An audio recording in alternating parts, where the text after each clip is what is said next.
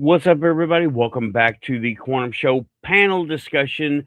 Speakers, guests are coming in. Links have been thrown out there.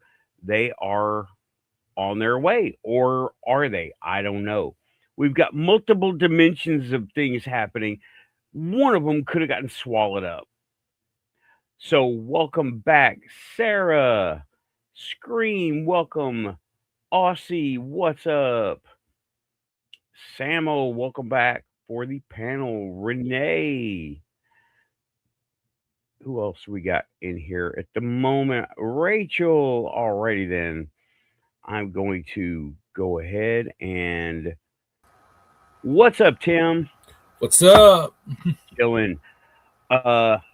Welcome back to the panel. We're talking about reptilians among us, a quantum perspective. A quantum perspective. I can't ignore it any further.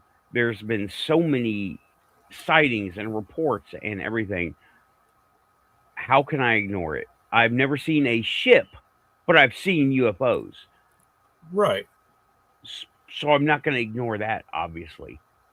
Anyway, Tim, you were there for the first part, right? With me and Moki, yeah, I was pretty active in chat. Oh yeah, yeah, you were.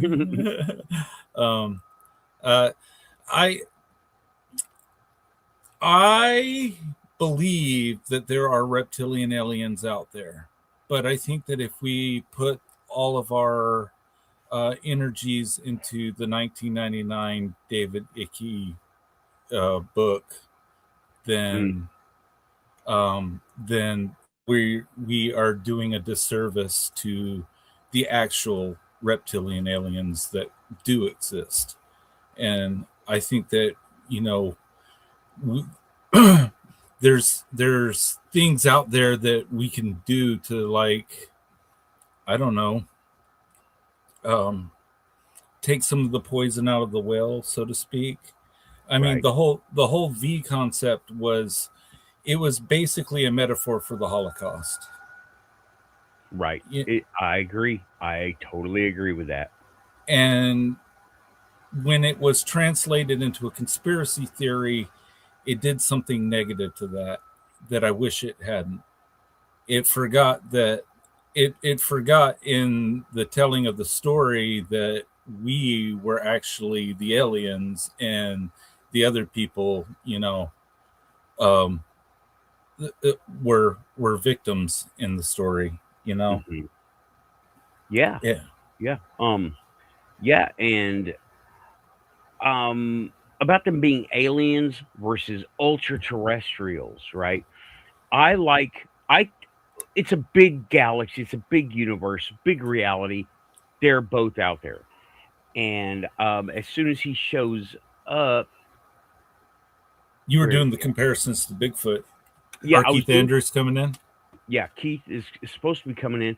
I sent him the link. He should be coming. So is Raven. And I want to go over his reptilians that are in his book that are extraterrestrials. Now, his book doesn't include ultra terrestrials. It includes off-world. So I want to talk about the ultra terrestrials and the Galactic Federation, and if we're protected, then why do they get to participate, right?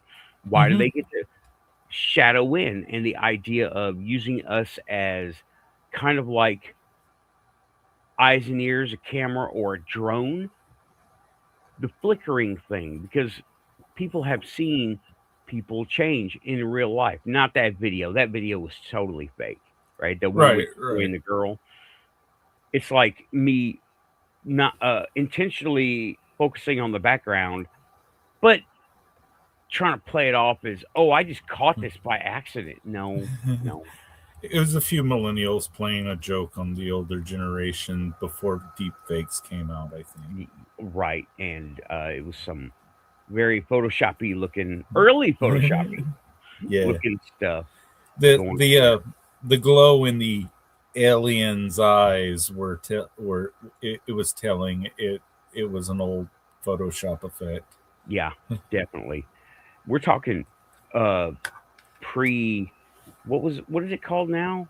What was it called? I don't know. I haven't messed with Photoshop in so long. Oh, Photoshop Creative Suite Creative was the last. Suite. Pre-Creative Suites when it was its But own program. but now they're up to like Adobe Gemini, or not Right. Adobe. Wait, is it Gemini? No, Gemini is. Uh, I forget. They throw so many names out for so many different products these days. Right. But Adobe has their own AI game going now Sure. Because they do, of course they do. because they. Yeah. And coming in now, Keith Andrews. Thank you for coming back to the panel show on the Quantum Show. Welcome back. Thanks. Hey, How you doing? Pretty good. I wanted you here because you have experience specifically with alien races that are reptilian. Yes. And since I'm covering the phenomena of what has been being reported here and there, not inconsistent reporting. It's been very inconsistent, but I did cover Prince Diana talking about the royal family, and I covered it briefly. But do you have your copy? Do you have a copy handy? Yeah. Actually, I got a stack of copies handy. Okay. And I have another piece of news for you. Yes. Go ahead. Second edition, the expansion has been completed. I won't be able until tomorrow to even put in for an estimate on the cost. But this is 64 pages. Yeah. Without the index and what have you being added to it, the second edition is 122. Okay. Sounds like a very good upgrade. I'm looking forward to it. So, the first in here that I want to look at is on page 8, the Aura, AWRA. Now, I'm just bringing these guys up because while they're not really reptilian, they are kind of related. I'm just trying to get my hands ready open so I can actually look at what you're looking at. Okay, I'm just looking at the same book you got. Oh yeah, no, I know that. So, need glasses.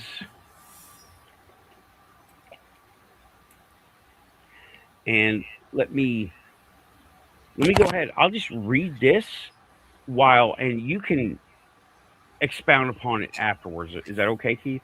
Yeah, that's fine. Okay. Now, the Aura, AWRA, I'm going to put that in here.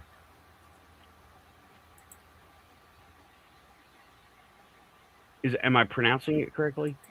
Well, some people, quite literally, it's close enough because people either pronounce it aura or aura. Okay.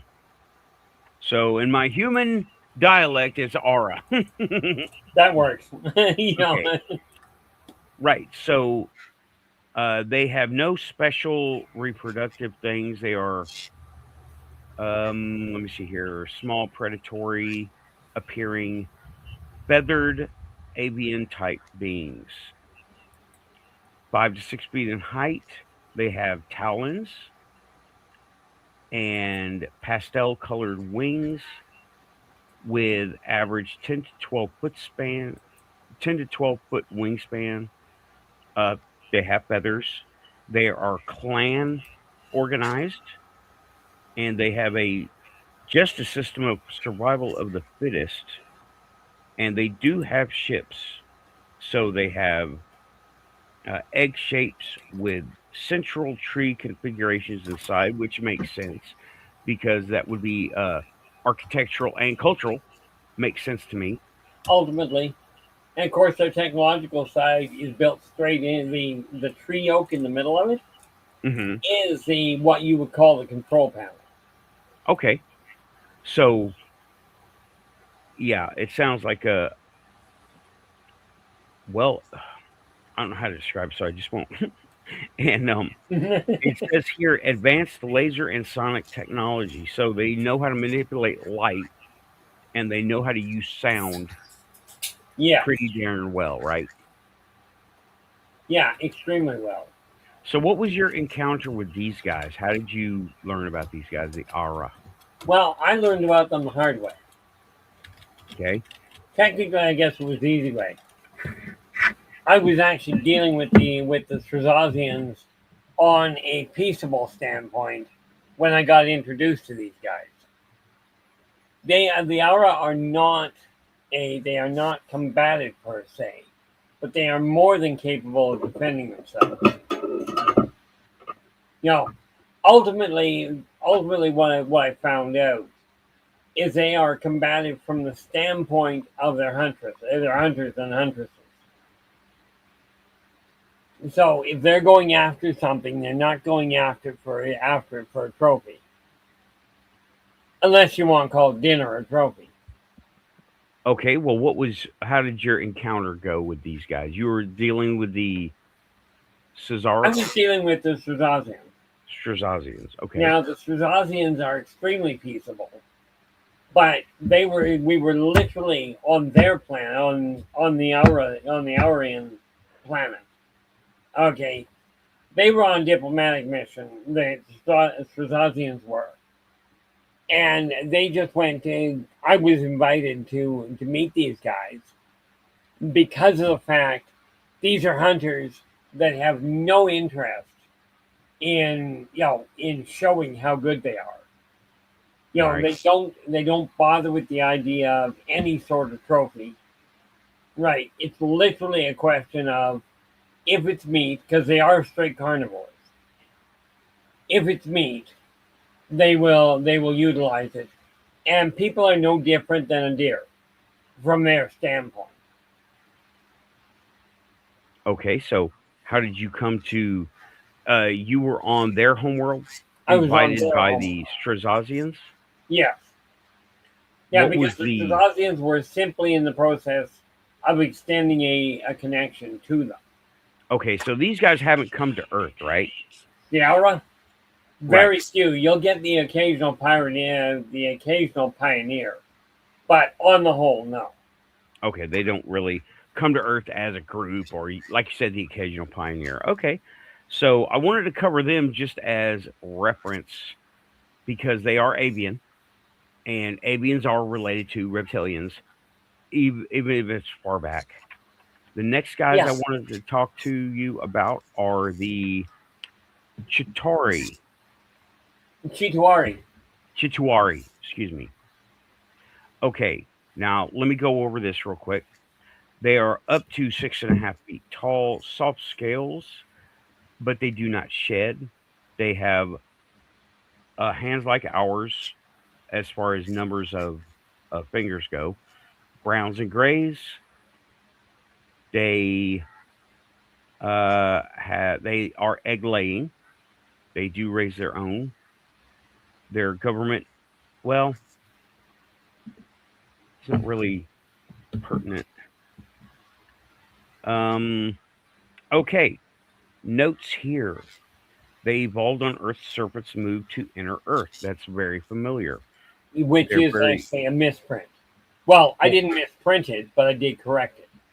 oh, It actually moved to Hollow Earth. okay. They moved to Hollow Earth. Right. That's been corrected in the second edition. Okay. And they're it says here very resilient, not prone to conflict, but can be worthy adversaries. In general, the Chitauri are very peaceful, simply surviving to live in harmony with other races. If this harmony is threatened, okay, they don't take well to threats.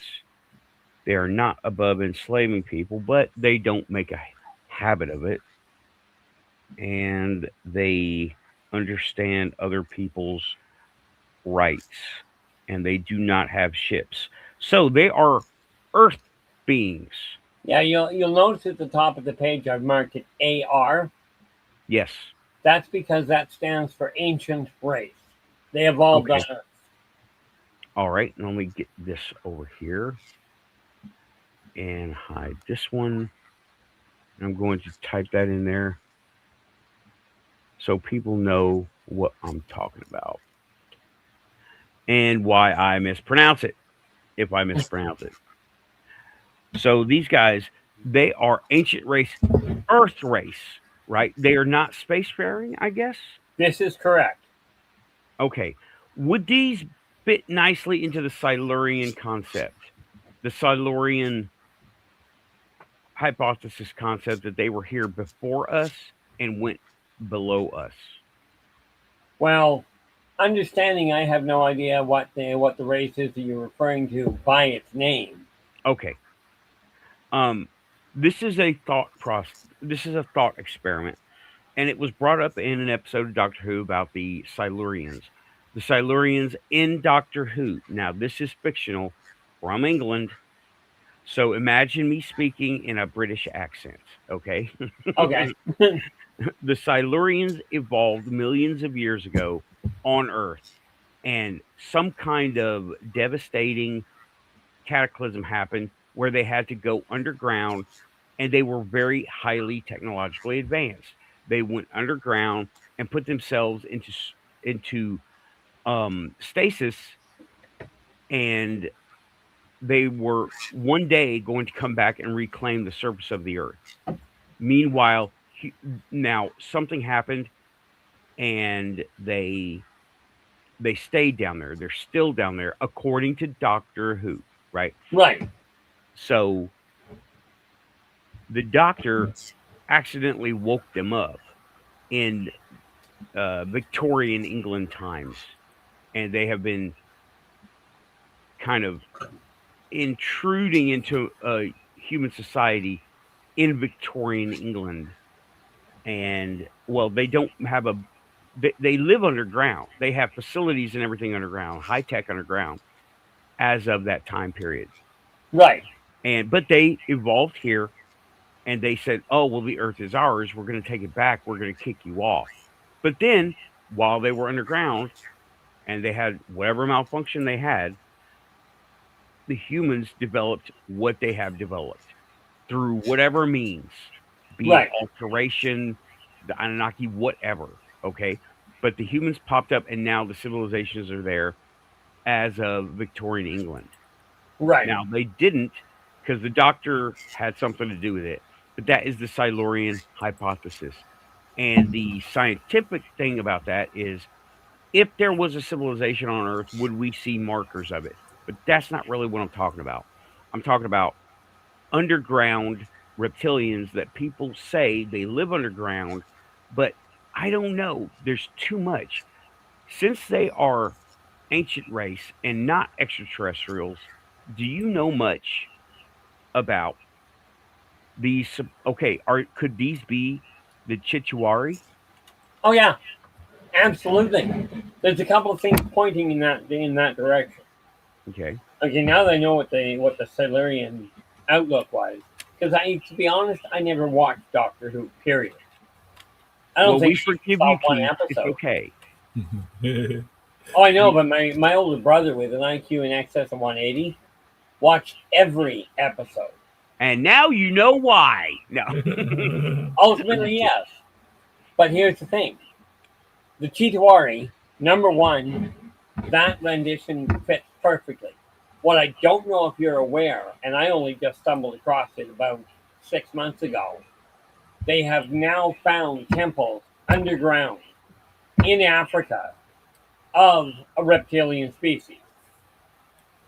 I do recall seeing some kind of reptilian species being found, or temples under Africa, and I thought it was in India, but that might be something else. It might be in India as well. I know they're centered in Africa. Okay. I'll have to go check that out. Okay. Okay. That being said, millions of years ago would make absolute sense. They evolved at the same time as a number of other races at the time of the dinosaurs. Now, guess what the cataclysm was that caused the problem? A flood. More like an earthquake, side effect flood. Okay. I believe we call it a meteoric impact. All right. So a meteor, did they go underground because of that? Because of the change? They went underground because they knew it was coming. Are they higher tech? Ultimately, yes. Like, but you gotta understand, they are not tech like humans know it. Okay. What kind of technology do they use? I'm trying to think of the right term for it. Ultimately, it's thermogeographic, thermo. It's geothermal. There we are. Geothermal? Geothermal and subsonic. Subsonic, that's interesting. Okay, because subsonic interferes with a lot of our own senses. Yes.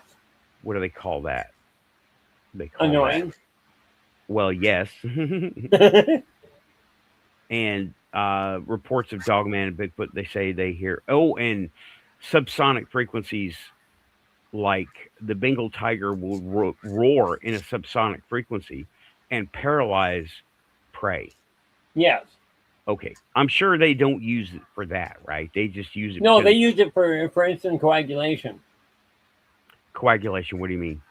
Stop every cell in your blood from moving. Okay, do they use technology for this? No, It's a natural ability.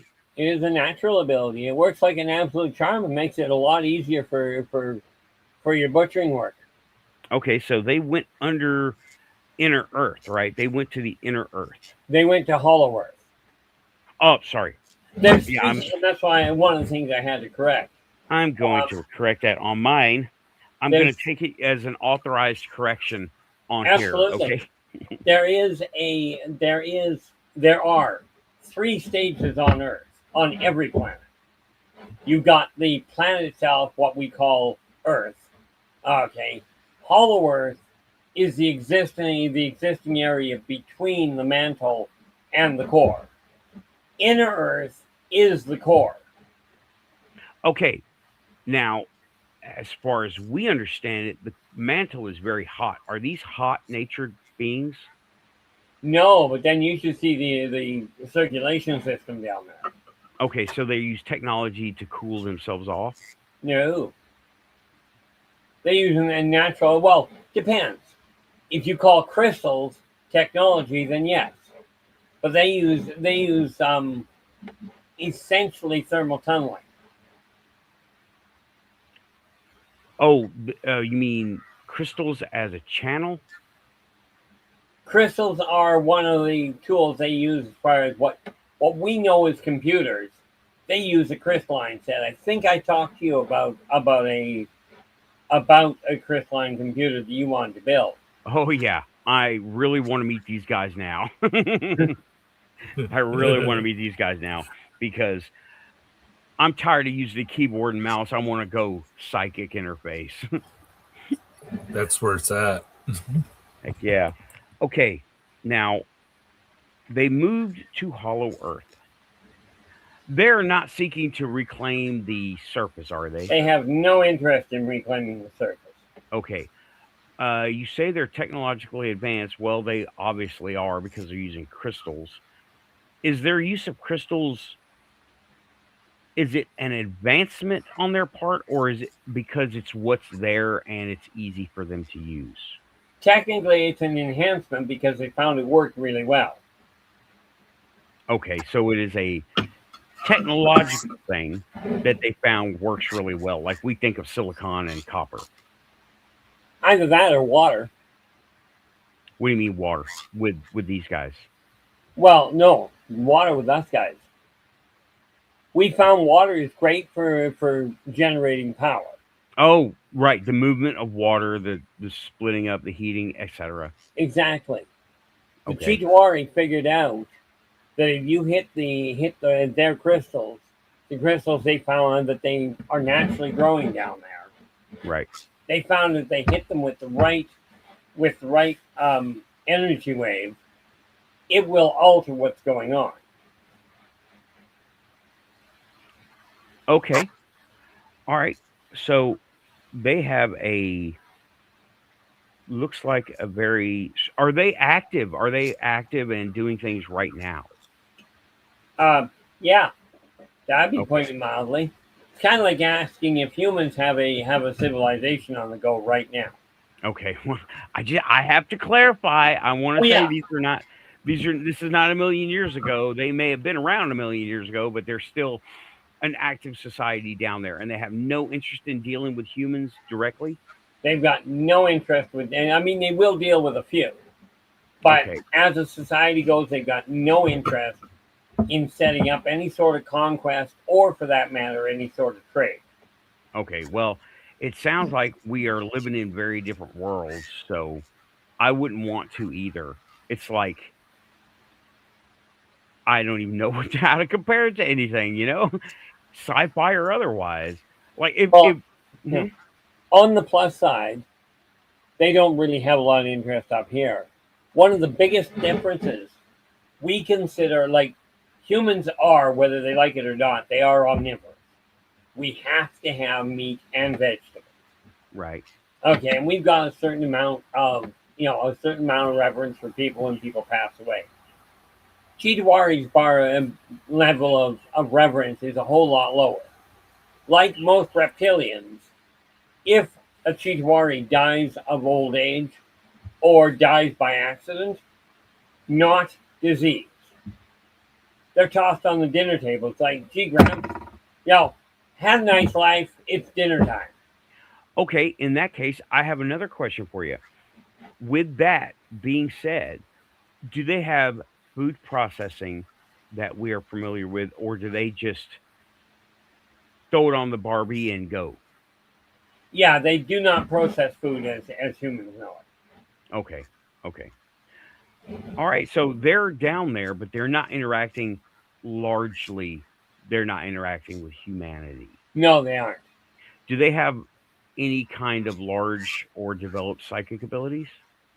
Well, if you consider sonic emanation a psychic ability, the answer would be yes, but it's more physiological than anything else. Okay. Well, I literally haven't heard anything from them, so I'll move on from these guys. But they are a runner up for being the ones that are dealing with us, but I don't believe they are. When's the last time you encountered these guys? God, at this point, probably a good decade back. Decade? Okay. Do they deal with extraterrestrial races very often? Oh yeah, there are a number of reptilian, and let's be clear, I call them reptilian because they look like Terran reptiles, not because they're related.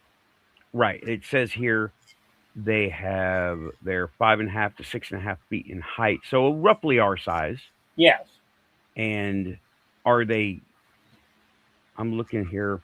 Are they more humanoid or like advanced quadruped or something? No, they're more. They're more. They are a bipedal race.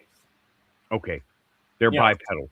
they're Would they? bipedal. The biggest difference is they've got talons on both their hands and feet that will enable them to climb and or dig extremely well. Okay, I'm looking for any presence of tail. No tail. No, Okay. Well, talons on hands and feet I got to double infers check something here. I what? don't believe so. I'm just something's bugging me. Where am I here? I'm just Well, calling I'm up another. okay. Where are we here? Well, that's the second one. Where's the first one? That one. What do you got? No, that's volume 2. I'm an idiot. I didn't need to call that up.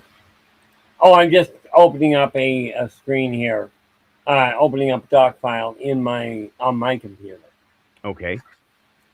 Are you going to give us an update? I'm just double checking to make sure I didn't overlook something. I got way too much going on in my head on occasion. I totally understand. Okay, that's A. Because I've got the new edition right here. Mm-hmm. Unfortunately, my technological capacity and yours are two very different things. That's okay. Well, while we're getting our tech stuff together, Tim, what do you think of this stuff so far? This is exactly the type of aliens that we need to talk about. Like the fact that there's different types of reptilians and not just lump them all together like the public's been doing. I agree because that is so simple-minded to me, you know? Yeah, but it's understandable. And yeah, we are dealing with no tail at all. Okay, no tails. All No right. more than humans have.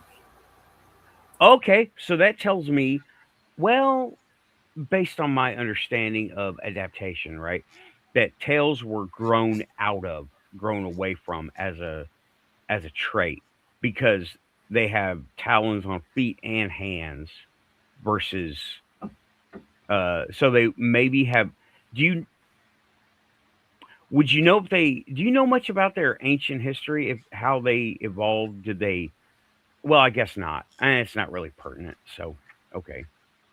Kind of pertinent, but the short answer is they started off with tails. Okay. Well, But most as of us they did. evolved, the tail became less and less useful. Right. And being underground, tails are kind of a hindrance. They can So, be. yeah. Okay. Well, that's interesting that those guys are down there. I would really love to meet them. Is there a way for me to contact them? The best I can tell you is probably. I've never No. bothered. Okay. They Well, came to me. so if they use crystal computers, I use crystal computers. I'll see if I can dial them up.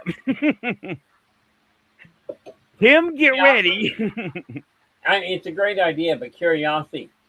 The crystals you use in your computer, are they equidistant cetapods or cetagons? Oh, not those. Not the ones in the computer. I'm talking about my own quantum crystal network that I Yes, have going on here.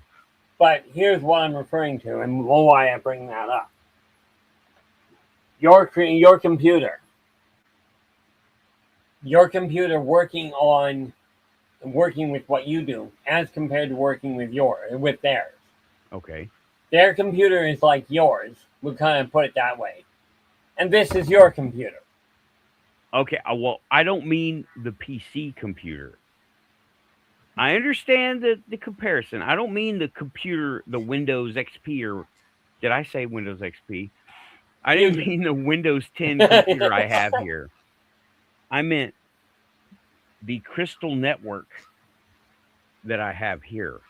Okay. That one you got a way better shot at. Okay. Because I've had I had to put the firewall up in there. It's a meditation practice for a reason because all kinds of crazy stuff started happening. And well, I might establish a new subnet. That's the And this best is way I when can we think of go it. back to that issue of the computer and the crystals you're using. Hmm. I'm betting they're six-sided. They are. They are natural dug up crystals. I Yeah. would have to get seven-sided crystals made Yeah. for me if Exactly. I was to do anything with it. Okay. So I would love to get in touch with these guys because if they're advanced and well, they're using crystal computers, they're advanced. I want one. Yeah. No doubt. Um, e- um, I'll even give them all the credit for inventing it. I But want a quantum computer.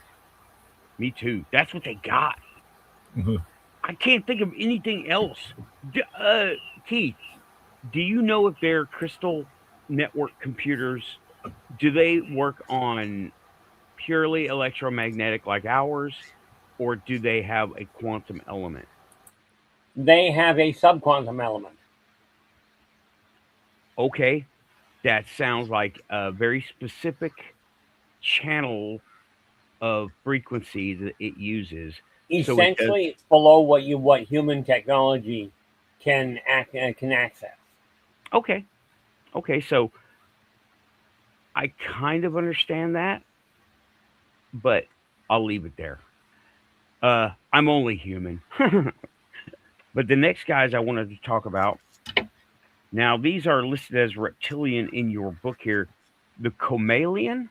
Chameleon, yes. Comalian. I'm going to put this in there so everybody knows what I'm talking about. So now we're talking about the Comalian. Now, these guys are spacefaring. Oh yeah. They are not Earth right? They're not Earth originated. No, these are an off-world race. Okay. OW, off world. Gotcha. Yeah. Okay. Now, the physical descriptors to C1, they're greens, shades of greens, about 7 feet in height, scaled skin. Any blood will be greenish. They have thick black talons, so they're big, tall, very broad, and powerfully built. Copper based. You mean as opposed to iron or carbon? Yes. Okay. So they don't seem very friendly. Oh, they're quite friendly as long as you do exactly what they say when they say. Okay, yeah, they look like it says here, might makes right mentality. I'm stronger than you, so I'm better than you, and you're going to do what I say. That kind of thing. Yes. Okay, and How they, human. yeah, Try that again. almost, I said how human. Yeah, in a lot of ways. Yeah. The early humans had a lot in common on that end. Okay. Now they are off-world, and there's a reference here to the Laborians. Oh, yeah, you do not want those people in the same room. They Actually, are in fairness, put them in the same room, but get out of it. okay. What? Oh, just walking in the door. What's up, Woo Riders? Good to see you on the panel. I'm sorry I didn't see you before. What's up? Want to welcome you back to the panel. Blue Cruise And just walked in too. who did? Blue Cruise. Blue Cruise just got in, tuned in for Quantum, and R. Keith Andrews. Hey, all. There he says. is. What's up, Blue Cruise? Thanks for coming by. Yeah, I'm going over specific things, not the overall aliens are here, but specifically because I'm the reports of reptilians inhabiting, shape-shifting, David Icke, all that, right? Now, Too many mice eating type. uh-huh. You do know where all of that actually originates, right? Go ahead. 1977 to 1982, there was a wonderful series. I loved watching it called V. Right. Yes. And in 1982, they had a movie on it. Yes. That's where the whole thing about reptilians taking over, replacing the queen, etc., etc. Right. And they've replaced a movie with they've copied a movie into reality wholesale in this conspiracy theory. And it's not just the commoners. Some of the biggest names in ufology have fought you with hook, line, and sinker. And it discredits anybody who's an actual reptilian alien that already existed, because now they can't just be like, hey, we've been here as the Silurian hypothesis, for example, for millions of years, and you didn't notice us, and suddenly you're noticing us, and it's really freaking us out. We're not here to eat you, but you're not going to believe it anyway because some author came up with it, and it was a fabulous story. I loved it. I don't think I missed an episode of that one. Right. It was great. The series was great. I mean, anyone who has not seen V needs to watch V to come up to go back to where this mass hysteria of seeing these particular reptilians everywhere is coming from. Oh yeah. Yeah. And rest assured, you know how in V they always showed them eating mice? Yeah. And she would it's famous. Yeah. But it's also one of the least appealing of their meals. Right.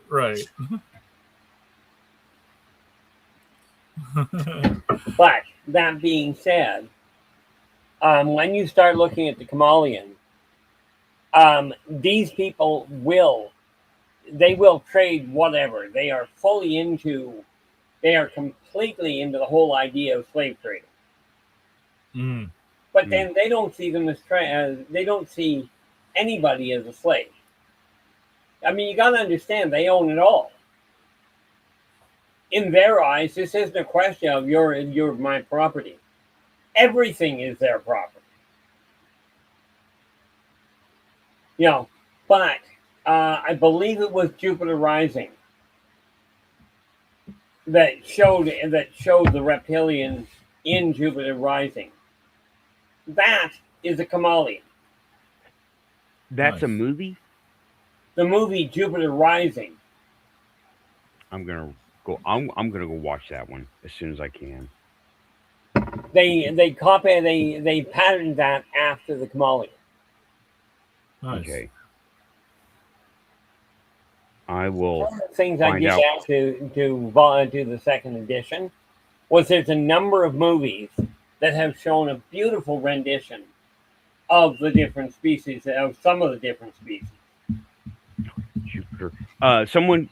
I don't want to take the name off screen, but Samo and Woo Rider and Scream have all said it's Jupiter ascending. Oh. Same meaning. Yeah, but the title might make it a whole lot easier to watch. So thank you for that. When did that movie come out? Is it I have no idea. 10 I can years find ago, out. for all I know. okay? I'm finding out. Okay.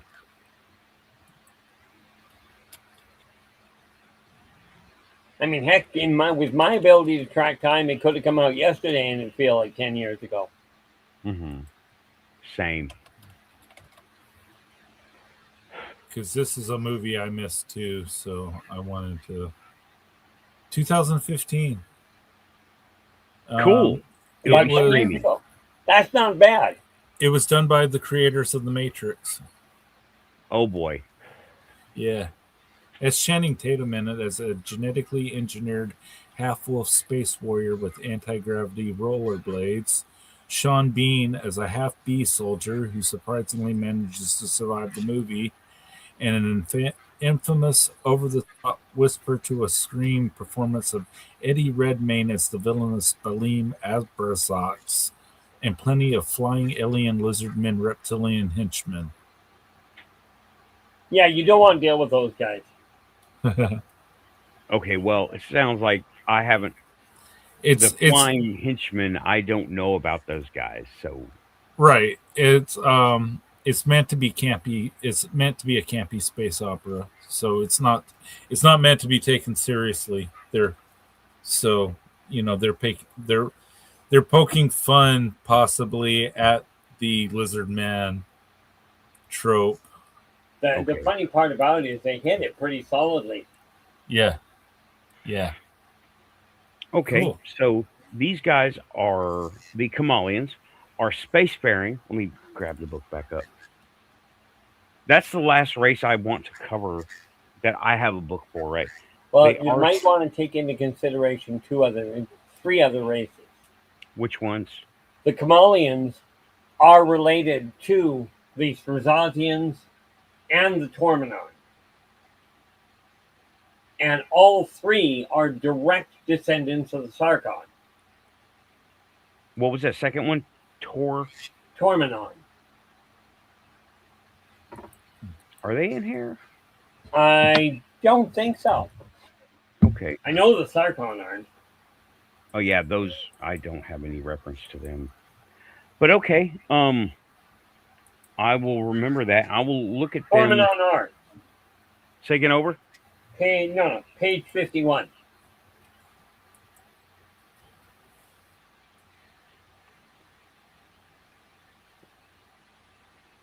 Tarmanon. Okay.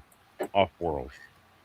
And they are distantly related. Let me see here. Oh, they seem to be distantly related, but they have a lot of similar. Well, yeah, because they all descended from the Sarkon. Okay.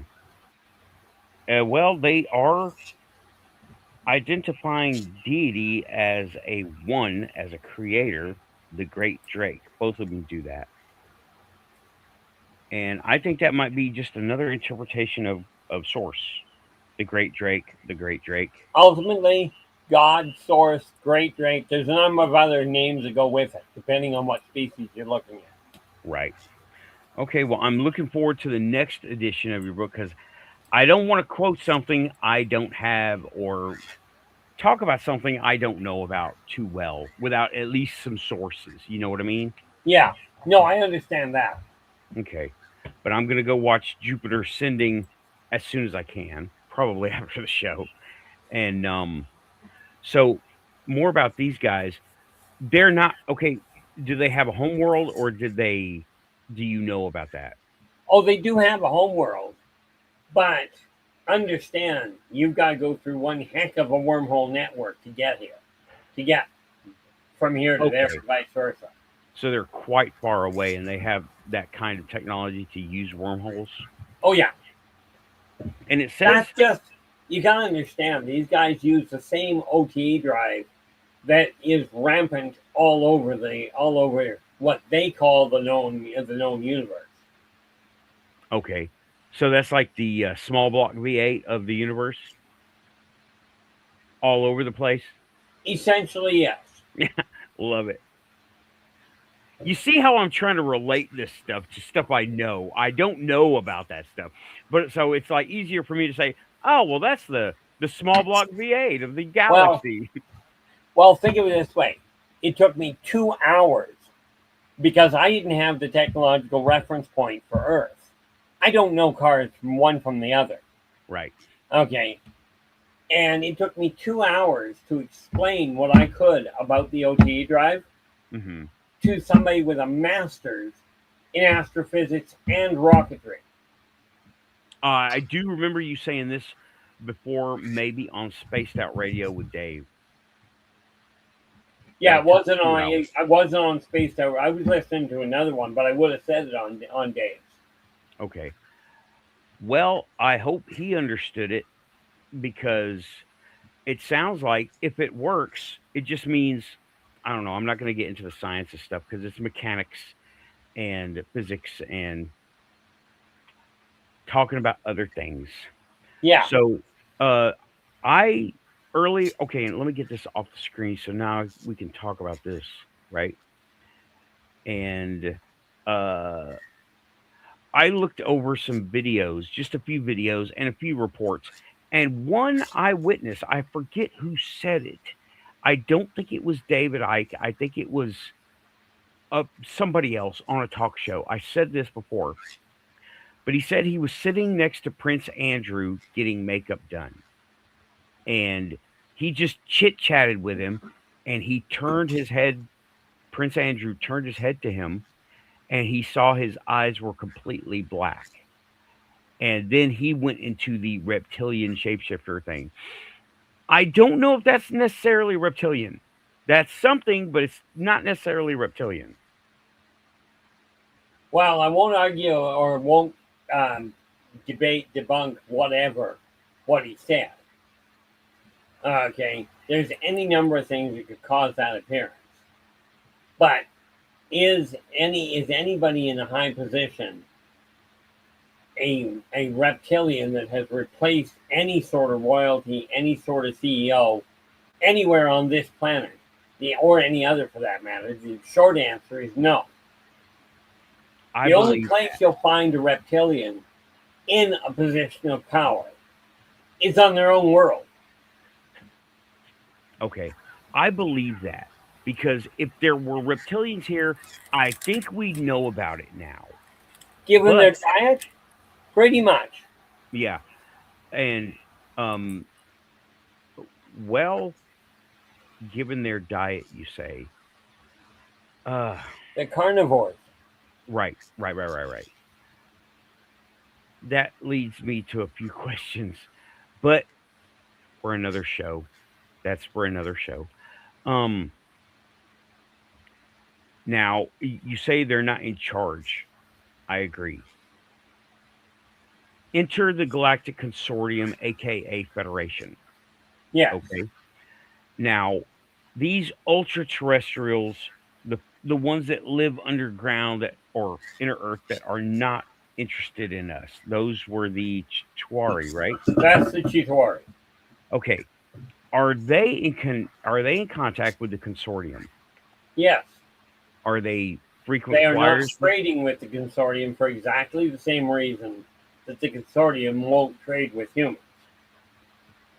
Are they uh they're not part of that then? No. Ah, this is getting interesting.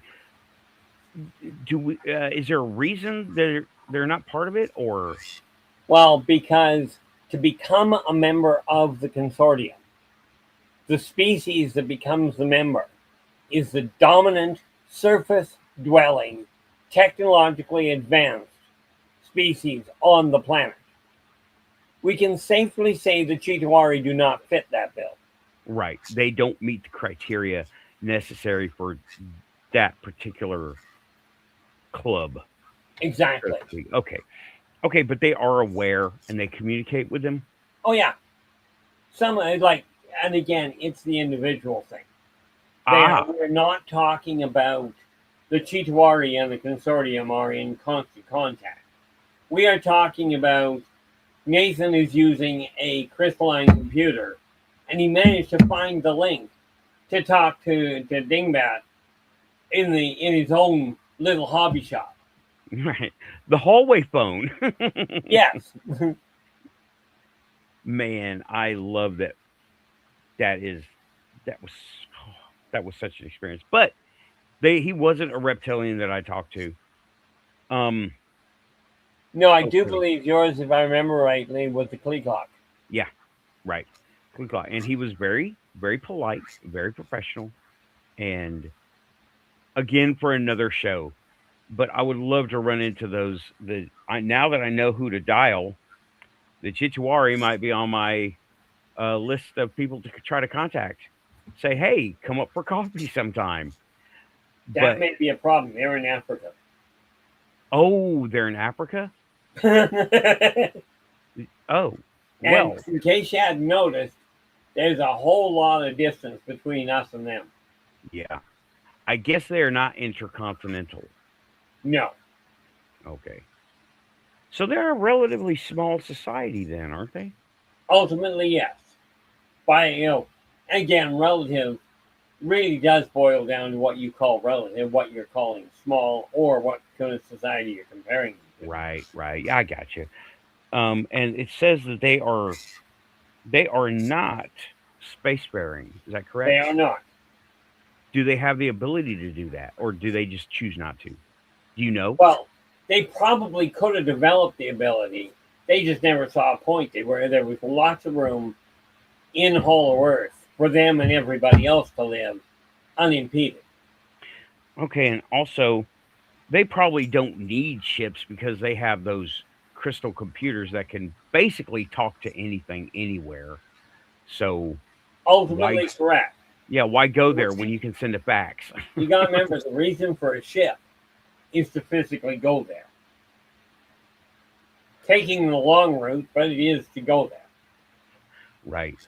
Well, they definitely don't sound humanish. And I'm getting at mistaken identity. I don't think that's a mistaken identity or some kind of subterfuge. They don't sound like that. They sound like they have come up on their own. They've developed their own ways and customs and everything. Yes. And it does show here. Oh, it says here a caste system, and they like their luxuries. Yes. That sounds a little bit like humans, but also they don't go anywhere. They're happy where they're at. And Bear in mind, their idea of luxury is take a rock and grow thick moss on it. Now you've got a padded bed. right. Well, I'm sure that you say it's been about 10 years since you encountered these guys? Yeah. Or was it? Okay. Things may have changed. And Keith, you and I are humans. We can only process so much. So I doubt we have the full picture. I'll To be guarantee you don't quite have the full picture. By the what? way, when I talked to them, they hadn't changed in, roughly speaking, 10 million years. Okay. So a decade, I wouldn't expect a whole lot of shift. Right. Oh, well, I'm not talking about ships. I'm talking about well, again, technological advances is dependent on if they have something else. So It why also develop depends on whether you see any point to it. right? Why develop a new steam engine when you have something better? Hmm. if what you've got is working, why change it? Right. And they don't see They don't have that one human quality. Right, they're reptilian, so they don't have. It's so hard to identify with these guys, you know. Yes. And like I just, as human, as mammal, I want better, faster, more efficient, and all this stuff. But That's that's me. called programming. Right. That's me. Right. That's not the gal. Don't That's get me not wrong, I reality. want the best of the best. Yeah. Okay. So I really love to get in touch with those guys. Now I know I can dial them up, and I might try. So, anywho, y'all, we're at the hour mark, and I would love to get some more coffee. So, if you don't mind, I'm gonna go get some more coffee. Yeah, like I'm going to complain about that. I had 2 cups when I started. I'm just about out of the second one. I'm on the tail end of my second one, but See, I need I did more. the intelligent thing. I had 1 cup, That's a nice cup. and then I had my second cup. I did that one time. I should have done it this time, but I'll be right back. Y'all, cut it up. One old chick. All right. Watch for aliens, ghosts. Encounters in general. Don't know. Let's see. In chat, we got Scream Engine, Samo, Urso, I can't say his name right now. Aussie, Rachel, Blue Cruise. Did I say Samo? Samo is ever present in our lives. Sarah just went to bed a while ago. And I'm sure Renee is hanging out in here somewhere.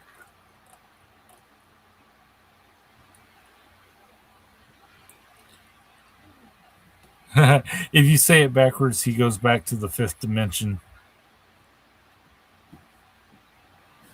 That's what Destination Chaos said. Sarah says she's awake.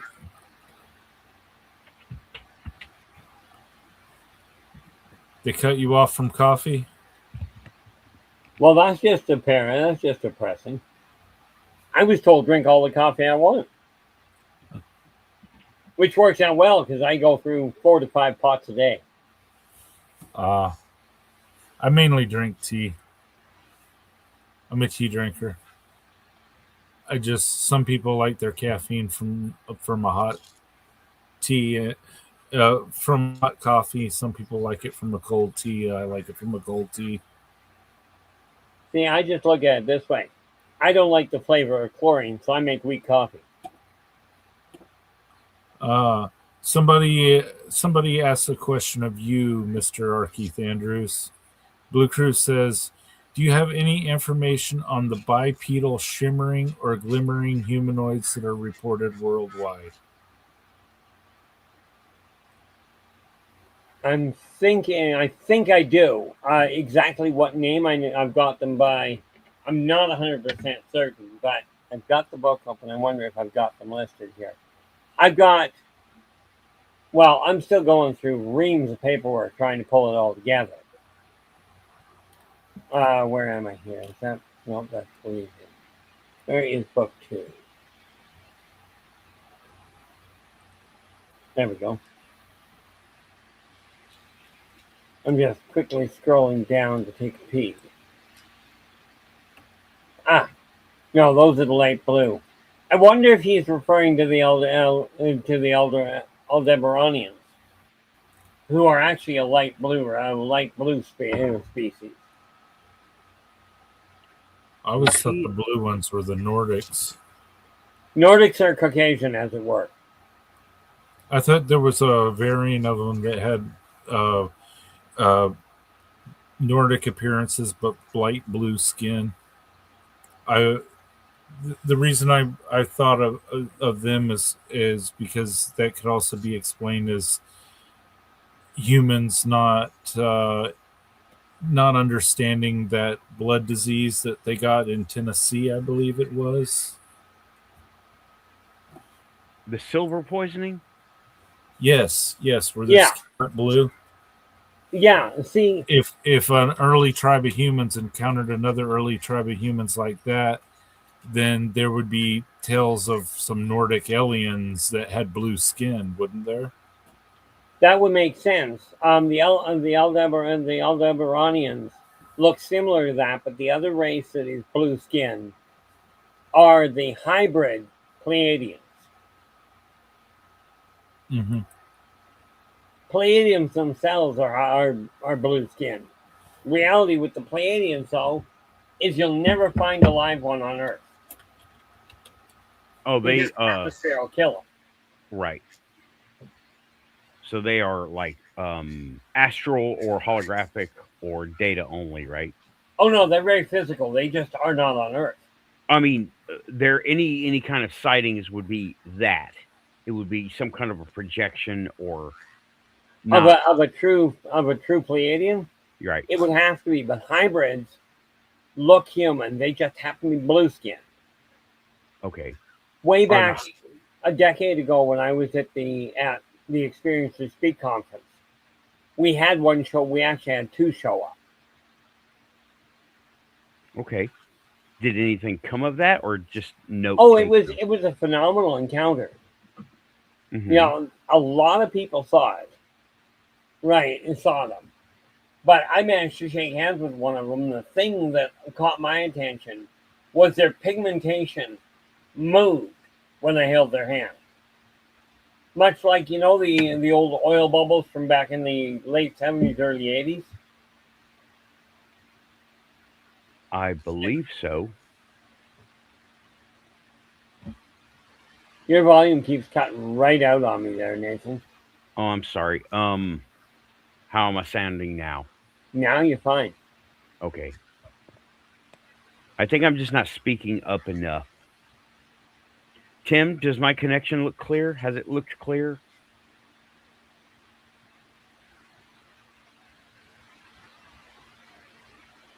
I believe you are muted. Sorry about that. I was on the other window. I always mute when I go to the other window, Right. just so that, yeah. You're Yeah. just smoking a cigarette over there. Yeah. Oh. Has my connection stayed clear? Because we got three big connections going on. Yeah, I think it's staying clear. How do we look, chat? Yeah. How do we look, everybody? Are we coming through choppy, or does the sound okay? Levels good. All All good. good. Sounds All good. good. All good. Okay. All right. Well, I'm going to go with that. And so you said their pigment moved away from their hands as if the effect of your hand caused the color to shift? Pressure of it. The pressure of it. When I held who identified himself as Don, when I shook his hand, when I squeezed his hand, the pigmentation moved away. Okay, it sounds like a I don't know. Again, just based on knowledge of these hands, right? It might be a circulatory thing or just Well, maybe the ultimately, fluid. it's an actual controlled thing. But the thing is, to put it in perspective, back in the late 70s, early 80s, you had those little stickers that were kind of filled with oil, and when you pushed on them, the oil moved around and shifted color. Oh, okay. I do remember those. Same They kind of were idea. okay. I do remember that. All right. Blue Cruise is elaborating these humanoids. Crap. That I'm referring to are similar to the translucent or transparent alien ET, the Predator movie series, if that helps. I don't know about. Well, it helps, but the Muldock, who the Predator was patterned after, isn't blue skinned and is certainly not humanoid looking. Right. Okay. Okay, well, I'm going to go on with that. So, alrighty then. Let me see here. What did I want? I have other papers to go over, but I don't know. This is more my stuff, right? I want to talk about here but not here interdimensional communication states of being, right? And I want to bring up Angeli's encounter at the cave in Southern California, I believe. Now, yeah, Southern California. And they're supposedly, you may be able to confirm this, Keith. According to her, there is an underground base in Southern California run by Greys. And that when they went to go there, they found no cave. However, that does not mean some extra frequency stuff, shenanigans are not going on here, but not here. A la Bigfoot, a la things appearing and disappearing in this reality, but just kind of phase shifting. Ultimately, it's vibratory modification, or more to the Okay. point, vibratory modulation. Right. So, totally frequency. Yes. And probably all this audience remembers that we can only see a small fraction of the electromagnetic spectrum. And there is even more out there when you go subspace, superspace, like that Oh, we yeah. have no idea about. The ultraviolet universe is much larger than the universe that we see. Right. And also, let me go over her encounter, okay? The encounter, okay, Wayne, this is a pseudonym. Wayne is a pseudonym. Given to him by her to protect his identity initially, right? Makes sense. Met Wayne and wife in a coffee shop. There is a tunnel dug into a mountain, he says. And this is another thing. I remember being there for the interviews.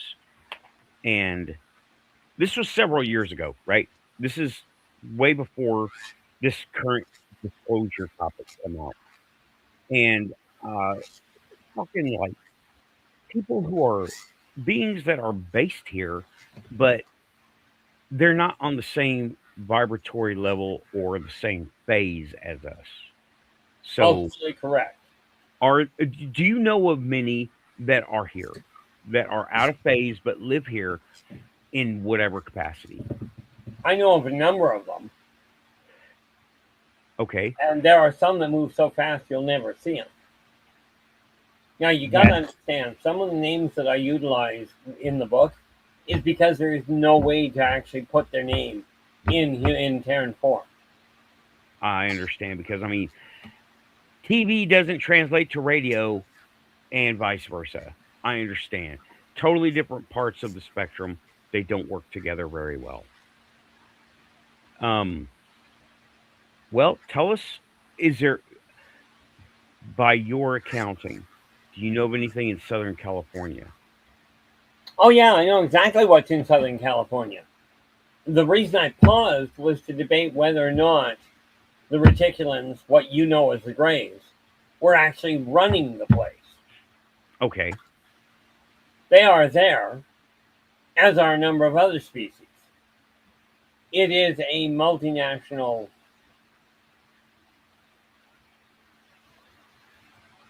You cut out again, but I did get the waving hand.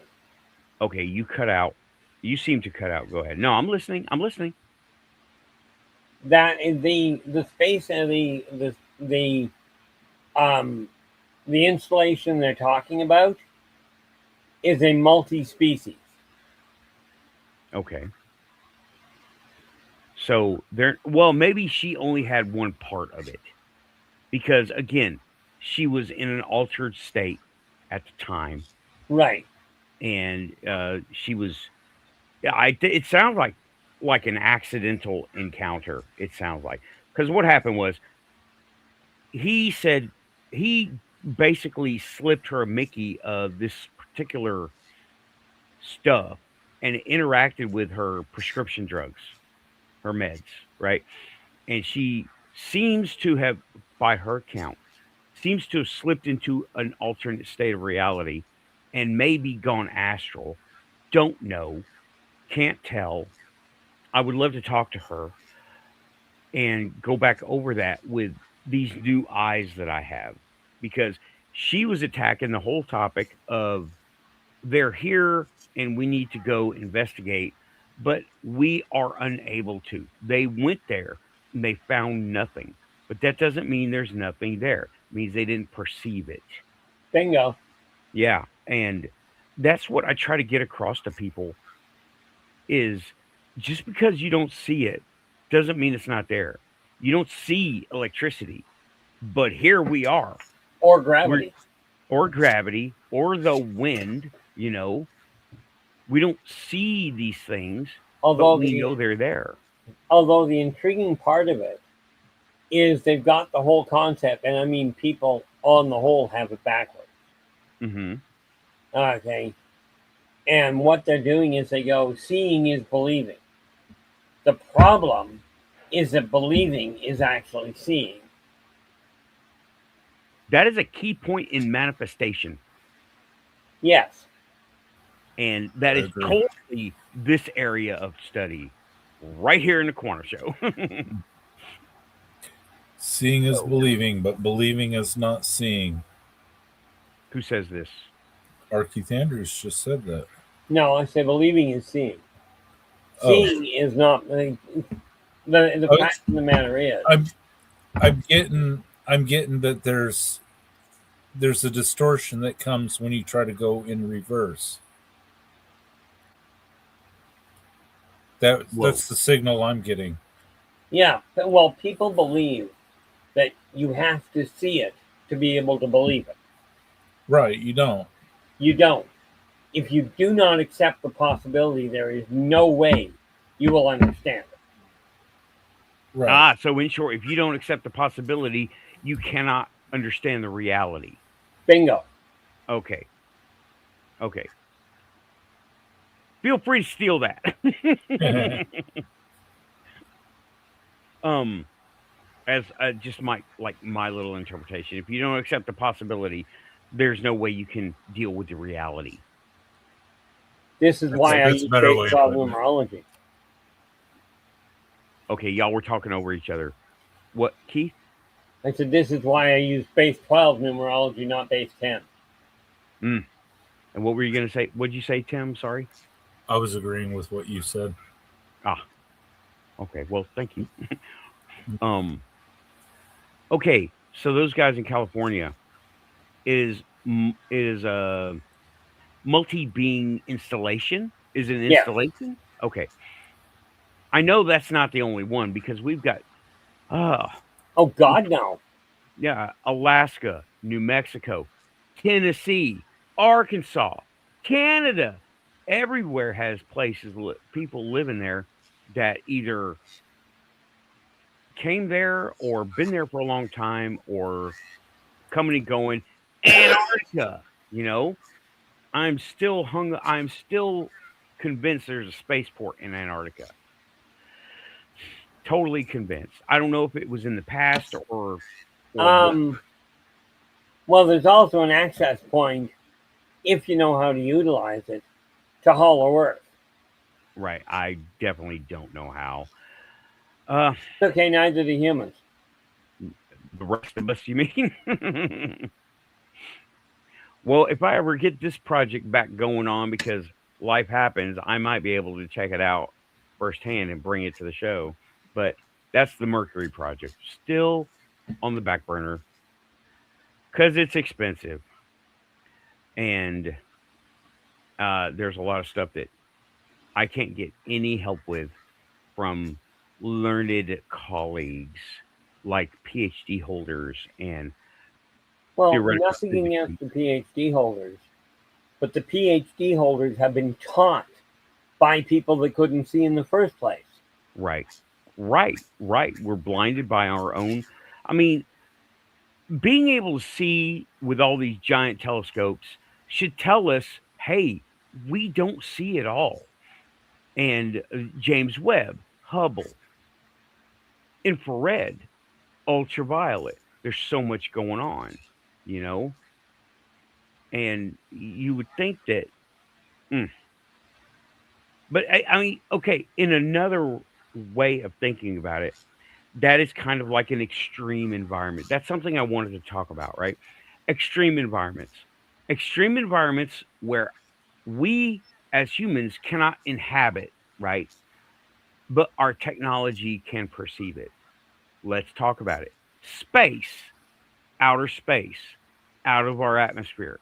To us, that is an extreme environment. Maybe not to someone else, but to us, it Yeah, is. pretty much.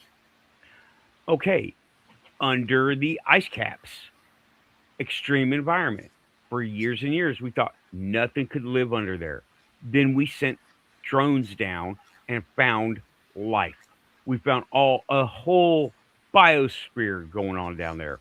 Oh Lord, yeah. Yeah. And now we know we can't go there, but something can. And I have seen where they brought up they brought up some kind of a sea snake. It was more like a worm, but it's high pressure, low temperature. So it's a different kind of life than we know. It's not like your bull snake or anything like that, rattlesnake. They brought one into our room temperature and it died because it couldn't handle the temperature and it was exposed to air, which it had never been exposed to this kind of an atmosphere. Ultimately, it's suffocating. Right? It can't deal with it. It's not adapted for that. Another extreme environment that our technology has perceived are volcanic vents. These are just examples, right? The dragon snail is a bug. It's literally a snail that is adapted to live in volcanic vents above and below water, right? And it uses iron ore through a chemical process to create its shell to protect it. And it lives there. We can't go there, but our technology can. Well, And you it can go has. there. You just won't live. Right. We can't live there. We can't inhabit it. And our technology has been able to do that. And so why not have that multi-frequency, not multi-frequency, but extra frequential. That's a word I made up. Extra frequential. Every word is made up. I know, but that's a trademark quantum show. Extra frequential. I like it. Thank you. Ching copyright. No, I'm just kidding. Open source. But an extra frequential environment, meaning other frequencies of reality, would be an extreme environment to us Oh yeah. normally. Let's Now, face it. Increase the vibratory rate of the human body, you'll tear the human body apart. right, we can't go there, but our technology can probably perceive it if we figure it out. Yes. And okay, Keith, based on your understanding of what we have here now and what they use up there and down there, how far away are we from crystal computing? You're probably looking at a minimum using the crystalline technologies they're talking about. Yeah. You're probably looking at a good 200 years. Okay, what about rudimentary one trick pony type devices using that kind of crystal? Not timing, not like what we have now, liquid crystal display on watches and calculators and displays and timing, right? But what about that kind of where it can network? How far do you think we're out from the rudimentary? Um, from rudimentary network, bearing in mind, I'm going to call network one computer to a second one. Yes. Okay. About 50 years down the road, you should be in good shape. Think it's 50? A minimum of, but yeah. Okay, you think it's 50. I called it at 15. Let's see. But that's okay. I call it at 15, but I'm a lot more into the tech scene, but that might not have anything to do with it either. This is me channeling, I guess you could say, remembering Atlantis. I got a lot of that. I got it bad, Keith. See, the funny part about it is that if the different countries around the world would communicate with each other, they'd be able to piece it together now. Oh man, that makes me think of a lot of stuff between Antarctica, Area 50, not Area 51, Antarctica, Egypt, South America, and a lot of the artifacts that are pieced together and some stuff that was covered on the Y files a long time ago. But that's just a random thought. Sorry. Anyway, so, okay, Keith, as you understand it, what do you think is going on with these supposed reptilian shapeshifters in government? And what do you think is being, I personally think it's being mistaken for something else. What do you think? I think somebody should get a bigger backhoe than they already have. Get a bigger backhoe? Well, the term is, do you want a shovel or is a backhoe better? Or is a backhoe more appropriate? They need a bigger backhoe. So this is all a psyop. You think the reptilian thing is all psyop adapted? Like Tim said, they took it from science fiction. They took it from visitors. Okay. Yes. He agrees. Well, I have to say, it makes complete sense to me. It sounds like a psyop of opportunity because the narrative was already there in pop culture. Right. I mean, it does make sense to me. I don't know about things taking over the government like that because humans don't need to be coerced by something bad. There are plenty of bad humans. Oh, yeah. Right. Right. Like, aren't we capable of creating our own Illuminati? Do we really have to pin it on some reptilian race? The poor innocent reptilians, leave them alone. Leave the reptilians alone. The Silurians have just been living in the hollow earth for millions of years, and you didn't know they were there until you knew they were there. And now, because of some trick of ultraviolet light, you think they're taking over the government. Like, they're even interested. Yeah. Like, honestly, if you think about the reality of it, they've been here for millions of years. Okay, number one, if they wanted to take over the world, why would they wait until technology evolved? Right. Yeah. That'd be number one. Number two, do you really want to go up against something in hand-to-hand combat that grows its own armor and can literally rip your arm off and beat you to death with the wet end? Nope. I don't care what kind of tanks. I mean, I should show you something. Give me 5 seconds because it's on the other side of the room. Uh-oh, we got props. I do. They're talking about eating kiwis in chat. They're not sure whether they are talking about the fruit or the person from New Zealand, though. This will give you an idea. Now, I can't see what I'm doing here, so... I can see you. Now, you see that book? Yes. I believe I have that one. You do. Okay. Okay. This chap, this reptilian here, that's a Cerzozian. But take a look at the size of the mace he's hanging on to. Well, we can't make out that much of it. That much of the picture. Okay. Well, it's just I'm going to blame the network on this. I can't get a very good picture. Is there a picture online of it anywhere? Yeah, if you go to Buy Me a Coffee to my site, yes, you'll find a picture of it. Okay, well, I can do that real quick. I'll go to your store and Let's see here. Yeah, what you're looking for is the end of an epoch. Okay.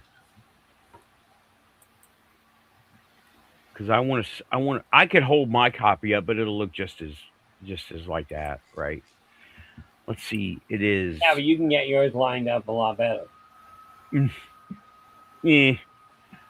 Inner Voice Enterprises. If you're going to www.buymeacoffee.com Yeah. /inner voice J.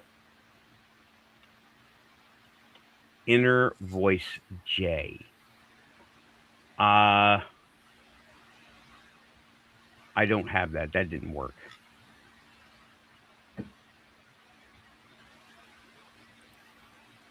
Let me see here. Let me see if I can just search for a user. If anybody has a link, throw it in there because I don't have it off the top of my Okay, head. 10 seconds here. I just got to get back to my screen. There. And we go to there. We pop that in. And we go paste. And we go, there you be. Okay. Tim, if you would, what am I doing here? Let me see here. I have to go to YouTube to be able to look at that because I could. There it is for everybody else. Let me get on screen here and I can bring us up. I'm not seeing. Oh, it's shop. Yeah, you go to the shop. Okay. Okay, and let me see here. And I've got him over here. So I will share screen and bring this over. This is your store. And I'm looking over here. Top Now, of the shop. screen next. Yep. Gotcha. Let me see here. Here are your titles that you have up. It's the next row. Living in Canuckistan. There it is. This is volume 2. It's the second of the. It's actually technically it's book 11, but it's the second one in print. Okay, let me get this graphic up for us. It's working on. Okay. I was pulling up other books. That's not what I was. What is going? Okay, let me just do this again. Do it the hard way. Thank you. There's me. Well, you don't see that yet. What is on screen right now? Okay, at least we got the cover on screen. Depends on where you are there, Stream.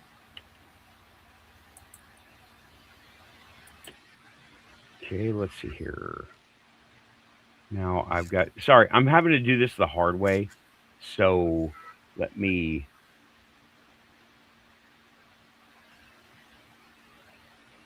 Remove that. Get this. What is that? There we go. Well, I'll take this off screen so I can clear the screen over here. And get back to my. Why did I close my folder? Because my computer is supposed to be advanced, but it's all made on Earth. Don't have the crystal like I want yet. Now you're going to have to scroll. Oh, and there we go. That's the first one, but you want one more then. There you go. Now, you see that chap on the right hand side there, right near the binding. That is a Shazazian. Okay, hold on. I'm getting a big picture up here. There you go.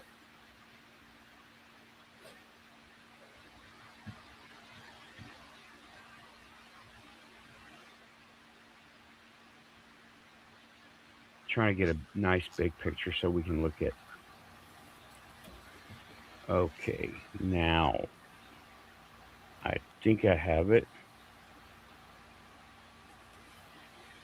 Okay, I do have it. Hold on. Sorry, guys. This is just how the quantum show works sometimes. Or doesn't, depending on how you look at it. Right. Okay, now this is the. That's not what I meant to show. Dang it.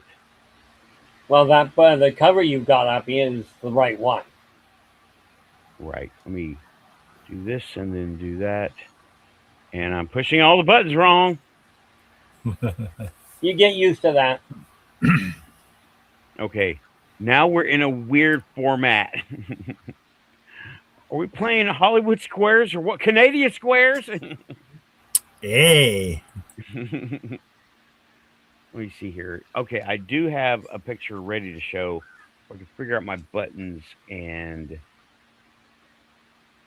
You know that Canada's actually spelled CND, but there's an A between every letter. Well, why do you think we answer everything with A?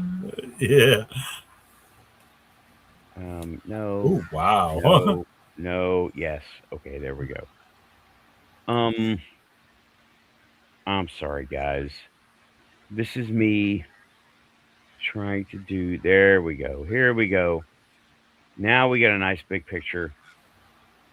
So you're saying the guy on the left, the tall reptilian, is a Shrazazian? That's a Srazazian.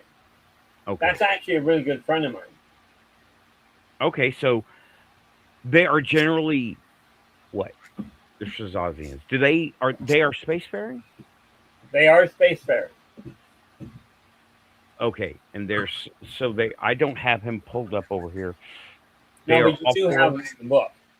He's in the book, but I don't have the book pulled up over here. I'm just gonna go talk to you because I got you here. Yeah. And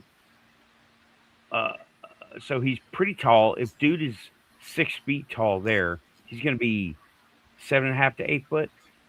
Average is 7.5 to 8.5 feet. Okay. Alrighty then. And this is I've got this one, I believe. I think I've got it sitting right over there. And who is the little green guy over here? Is that a pet or something? Oh. No, that is actually I forget his name offhand. But that is a friend. Some people would call him a familiar, but that is a friend of the lady that is sitting there in the cloak. Yes. That is a little dragon. Okay. He is a friend to the one in the cloak. Understood. Alrighty then. Well, let me get this like that and remove, and we're back. Where are we at here? I'm looking at checking time. Okay.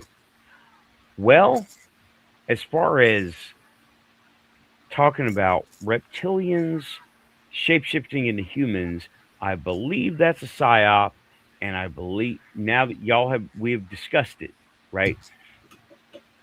It sounds very much like a psyop of opportunity, where Ultimately, yes. They used pop culture to manipulate people, our monkey brains, more fear narrative, and I don't like it, but I gotta say it's real. I don't like it though, and I don't participate in it.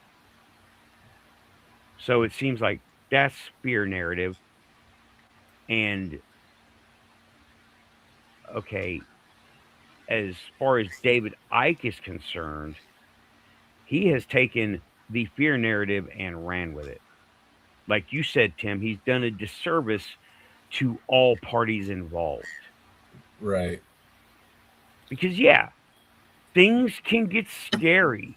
You know what? Bears, scary. Tigers, scary. They're not Out evil. to get you. They're not Right. evil. They're just trying to Take a take care picture of of a hamster and blow the face up. And I don't mean using dynamite. Mm-hmm. Yeah, well, they're just and they're just doing what they do because, well, bears and tigers, example, they're animals, and they are just doing what they are grown to do. Bingo. Right. And And unfortunately, we got a hold of however we got our technology, we got it. Be it Roswell, be it natural advancement, understanding, How about if we test try bubbles. human evolution Well, or human creativity? okay, yeah, that's something else. Human creativity, that is totally quantum linked because we're able to. Keith, tell me what you think. I came up with a graphic. Tim, you would remember this graphic where we are in this particular field of vibration, but every now and again we can dip in over here perceptually, dip in over here perceptually into different frames of reality momentarily Yeah. until we get zip snapped back to the here and now. Ultimately, yes. Okay, It's a vibratory modification that you're dealing with. right. And me and Tim both know that that vibratory perception can be altered. DMT, mushrooms, ayahuasca, etc. Right? And Certain things let you peek around the corners for certain. now, Natural and right, unnaturally, of course. right. Now, in no way am I promoting drug abuse. Okay, not at all. I will never promote that because it is self-destructive, and that is a no-go on this channel, a no-go at this station. I hope Yeah, we all agree. I What? came out of it in one piece. Say that again, Keith. I said I was lucky when I went through that part of my life. I came out of it in one piece. Right. A lot of us have a similar story, not yours, but similar. I have parts of my life, Tim does too, that we all go through, and we're lucky to have survived it. Oh yeah. Easily. And well, we learned from it, one thing Oh, or I another. like to think so. Yeah. You know? First of all, never doing that shit again. I like to think that life finds a way. I mean, when you really, really think about it, the odds are against you from the very, very start. You know, whether it's toxic water or the fact that mommy and daddy were drinking too much the night that they had us, or you know, just we live in really, really toxic environments, and Get a kick out of it. yet life survives and Yeah. it continues to survive. You know, Yeah. I look at that whole thing going with the number of people I deal with, and they were the fastest member that actually created life. Could you state that again and get it a little closer to the mic? I said, with the way we all know reproduction works, Right. and the number of people that I've dealt with, and that have, shall we say, interesting takes on life, and these people are born by the fastest part of the reproductive system. Yeah. We have a Yeah. serious problem here. Scream Engine said proof of miracles is abundant. Oh, I agree. I totally agree. Okay, guys. Tim, you have been largely observant and not too into it. I didn't mean to tune you out. I'm not tuning you out. Um, I'm understand. I think the audience, like our regular audience in chat, understands that Sarah has been off on the side, and I've had to talk a lot on the side tonight because of circumstances with her surgery. ah, But maybe posterity leaving this message here will help them figure out what the hell I was doing all of this directed over here I for. got you.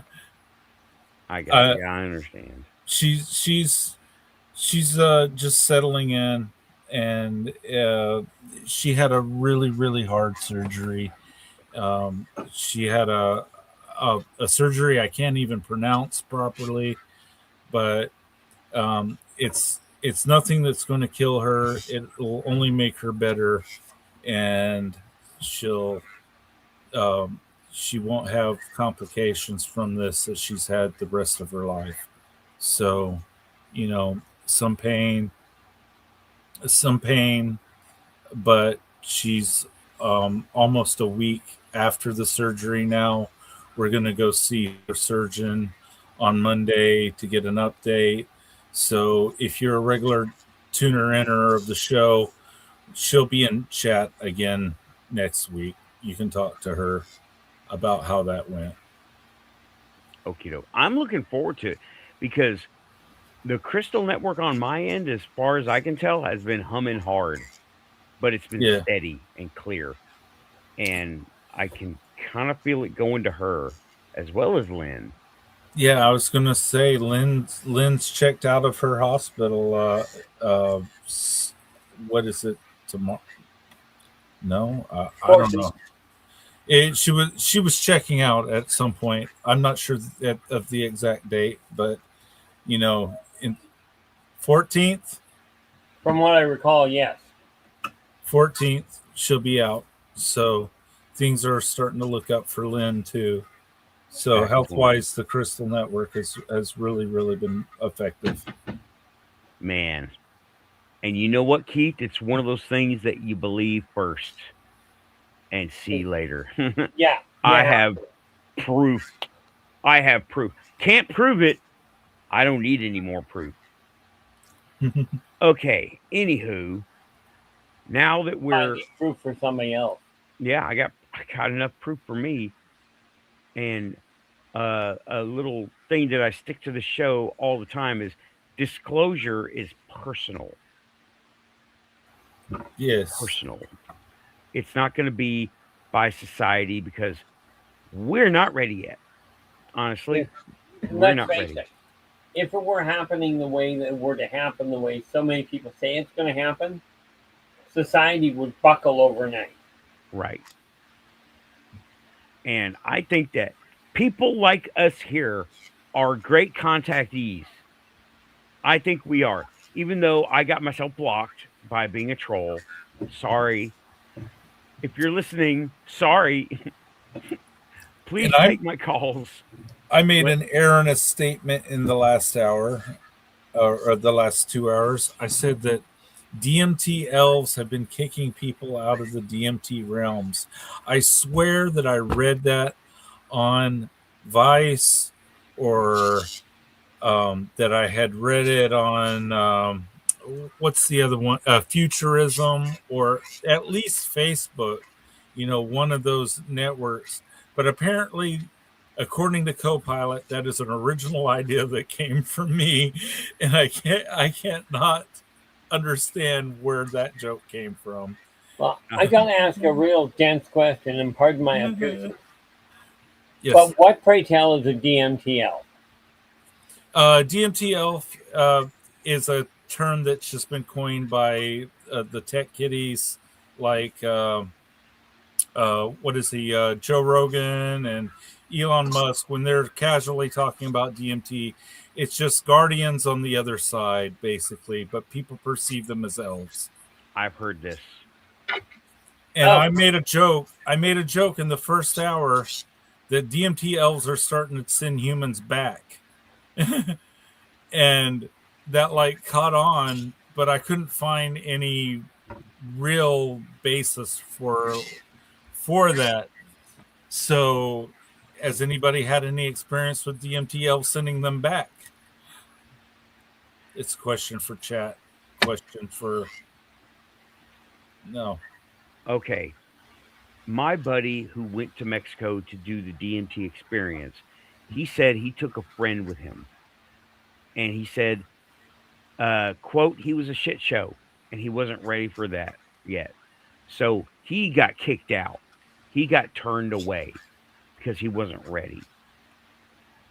Now, I think that a responsible entity on the other side that was a guardian would send a lot of the shit shows back, to tell you the truth. Yeah, the guy went in with fear and egotism and looking for a roller coaster ride rather than actual setup communication and expand his mind. I think he was looking for a thrill seeking, Yeah. instead of any kind of enlightenment. But I have heard that too on Joe Rogan, Vice, Strangeland, and Strange Recon. Right, is another. I think he's covered DMT. It's been a while though. And okay, for the last 15 minutes, because we're down to the wire, we covered everything I wanted to cover. Nice. This has been great, and um, I will somehow make these documents that I created available, linked in the community tab.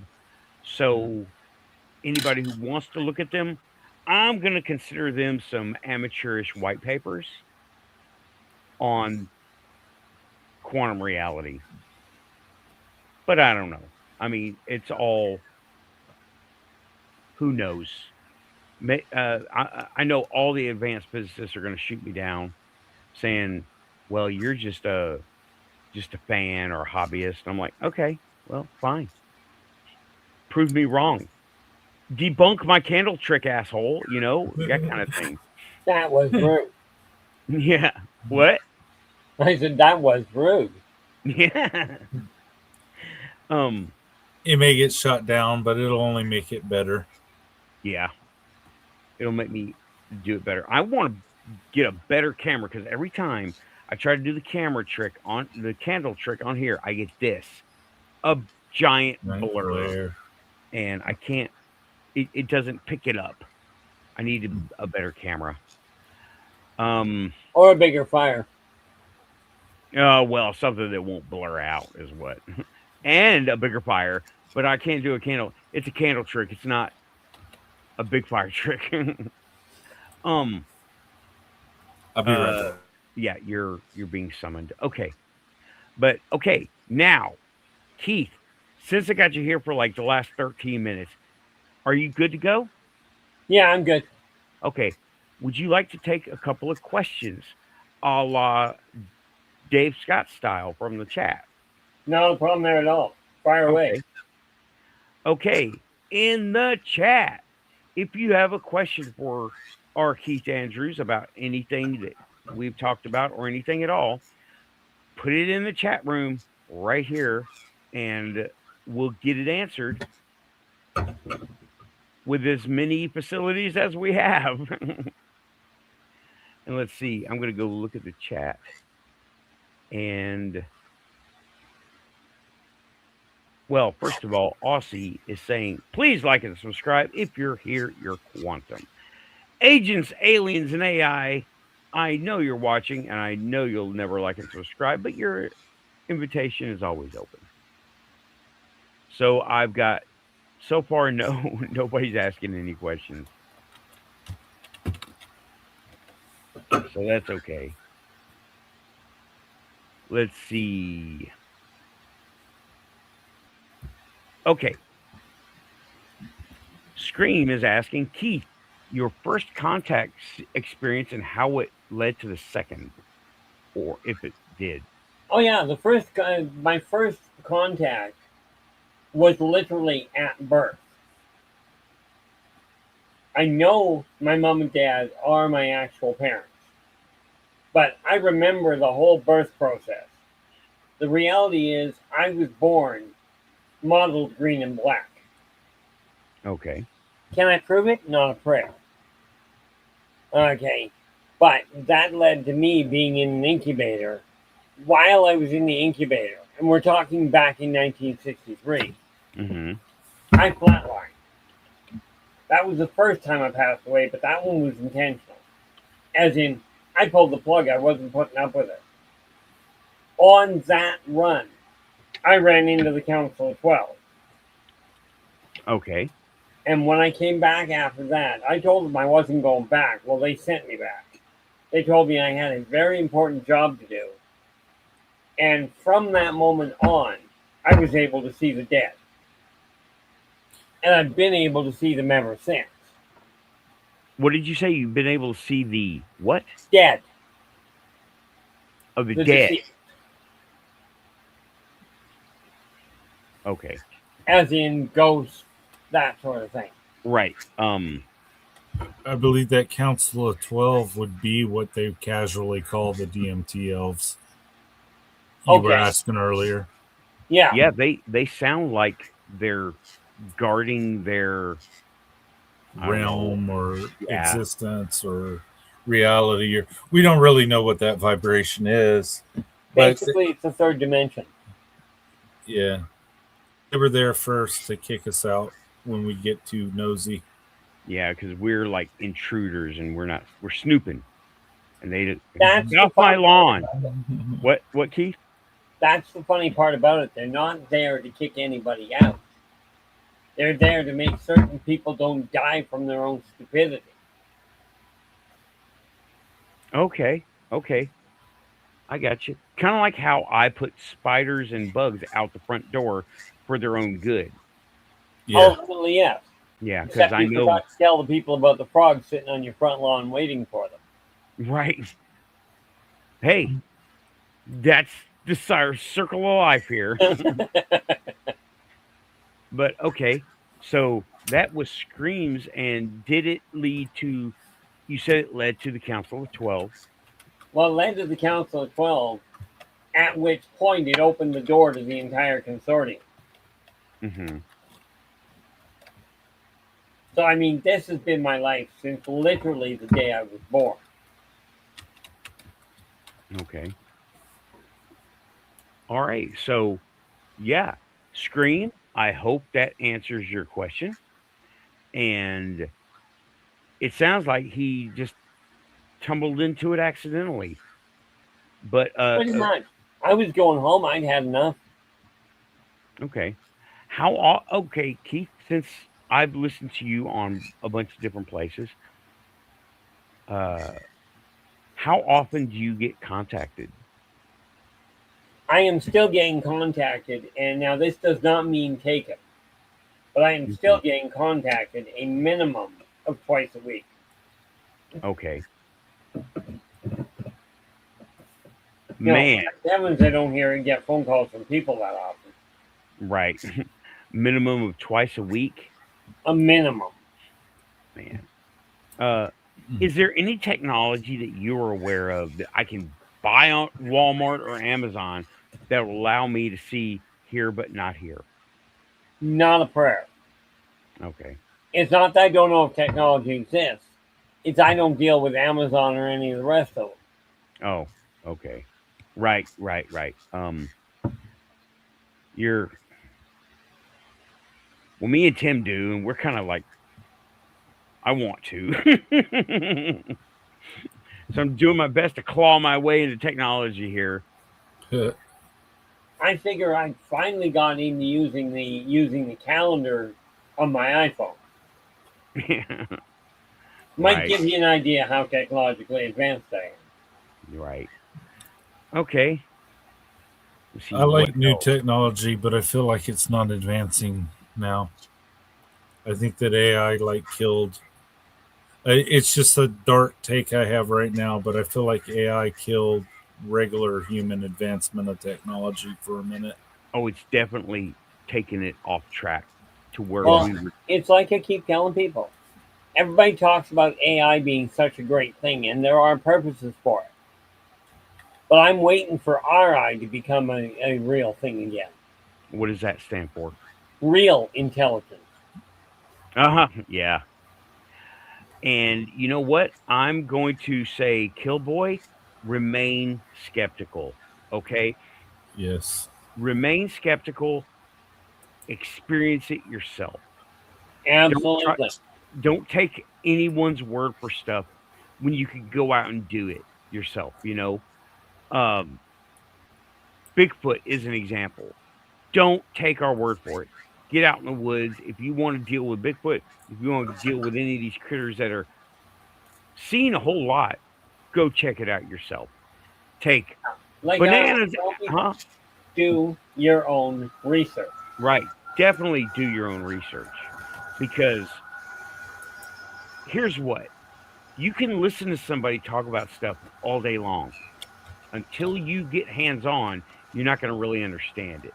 I could teach you some stuff about auto mechanics, but it ain't gonna let you change a carburetor until you do it. Get the Yeah, speed because for it. you can teach him, but you can't understand it for him. Right. You have the concept of it, not the practicality and the hands-on experience of it. And definitely go find out yourself. Stay skeptical. I am forever skeptical. And if this stuff didn't come up in my face, then I would be skeptical too. So, you know what? With that, still not demons, keeping it quantum. I need to start pushing buttons. Tim, Keith, thank you for joining me on the panel. This has been a lot of fun. What do you think, Keith? You going to come back one of these days? Oh yeah, it's just a question of let me know when it fits, Will and I'll see do. what I can do to arrange it. Yeah. Well, this was kind of a last minute hey you thing, and thank you for coming on tonight. Thank you. Well, I'll tell you, yeah, I really appreciate it, and of course, it was a little lopsided, and I do apologize to Tim for that, if that's necessary. Oh no, I'm the DJ. I'm kind of like the henchman or the sidekick over here. I mean, normally I'd be playing music and stuff. But our show has a different format where I don't play music. Yeah, Tim, I do not consider you a henchman, bro. I'm joking. I'm joking because it's all, but I'm like, who was the guy? Ed McMahon. yeah. Very good, Johnny. Very good. Yeah. Oh man, that just makes me feel bad. But no, the nice part about it is what we talked about tonight. That link that we popped into the show, I've got every one of those books in stock, and every one of them is actually available in PDF as well. Nice. Okay, well, you know what? I will go ahead and bring that link back up and leave it in the. Where am I at? Leave it in the history or leave it in the description in case anyone wants to go back there and purchase any of your products, any of your books. Well, I do appreciate that. Yep. Link will be in the description after the show. I'm sorry it's not right now. But I didn't expect a lot of the stuff to come up, So I will be sure to edit that. Once. I can pop the link in right now if you'd like. Yes, please do. And I will post it up here. It's going to be in chat. It will open in a new window. So, yeah, I'm looking forward to it's coming. It's coming. Things are in the works. Yeah, I finished the expansion. Now I've just got to add the all I've got to do is add the index and what have you. Monday, I'm going to go in and get a quote for what it's going to cost me to produce it. Right. And then it goes to print. Okay. Well, so within the next week or so, it'll be heading for the printer. Right. Roger that. Okay. So, Killboy, he has a mix of factual and fantasy and self-help over on his page. He's not a one-trick pony, okay? So, if you want factual, he's got some. If you want self-help, he's got some. If you want fictional, he's got some. So, hope that answers your question. And yeah, here's the link. That is the link to the show, to his page. Inner Voice J. It's /E/numbers/ blah blah blah. Right. That's why it didn't work for me when I tried to put it in manually. So there is there. And yeah, this has been fun, Keith. And we debunked the agenda of this David Icke guy. He's going on fear narrative. And I really don't know what he has to gain other than clicks and views. Other than that, not a whole lot. What? I said, other than that, not a whole lot, in my opinion. Book sales, maybe? Yeah. Book sales. I He don't is buy to, prolific in that I genre. don't buy to prove. I buy to debunk. Like Nice. Lou Elizondo bought to debunk. It was a diary entry, a gigantic. That's what that was. But sometimes you get a little bit of provable fact. Boom. I dialed up the click clack and they answered. Proven. Debunked for me. It's all I needed. And then I've got, oh my gosh, real quick. We're at 2 hours. But let me show you this. Heath, I think we've seen this book together. I want to show you this joke of a book that I got. Hold on. Is it the 3D printed one? He had this 3D printed book that he picked up at a conference. I think it might be it. Oh, hold on. This one is by Michael Sala. This is not the joke book. No links, no promotion. Just this is just one. The title is Galactic Federations, Councils, and Secret Space Programs by Michael Sala. And that's one. This is not the joke of a book. The other one, you'll see what I mean. See, the biggest problem I find people having is people are attributing human thinking to every one of the other species. Right. Aliens are alien. They don't think anything like us.